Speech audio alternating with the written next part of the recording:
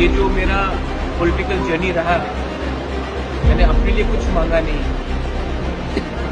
मैंने अपने लिए एक पोस्ट नहीं मांगा, एक पद नहीं मांगा, हमने कुछ नहीं मांगा। हमने सिर्फ अपने त्रिपुरा लोगों के लिए, जो एसटी लोग हैं, जो जनजातीय त्रिपुरा, उनके लिए हमने कुछ मांगा है। अगर वो गवर्नमेंट ऑफ इंडिया नहीं देना चाहती तो वो उनका डिसीजन।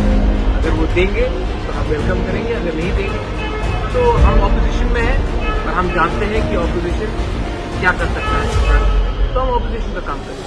27 तारीख क्लास डेट अभी तक नहीं, क्या बोलना?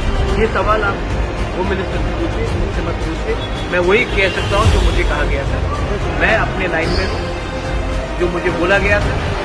अब अगर उनको कुछ करना है तो हम वेट करेंगे, लेकिन अगर नहीं करेंगे तो हम भी अपने एमएलए एमपी से बात करके आने वाले दिन में हमको क्या करना है उसके बारे में अपने 24 घंटे का अल्टीमेट दिया था, जाने वाले थे।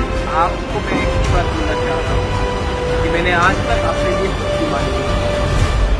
मैंने जो भी डिमांड किया है अपने त्रिपुरा के जनजातियों की डिमांड किया। अगर उनको लगता है कि त्रिपुरा का जनजाति को कुछ मिलना चाहिए तब एक्ट कीजिए। अगर उनको लगता है कि त्रिपुरा का जनजाति खुशी है तब हम हमारा व्यू अलग है, हम अपना जो हमें जो करना है उसको हम करेंगे।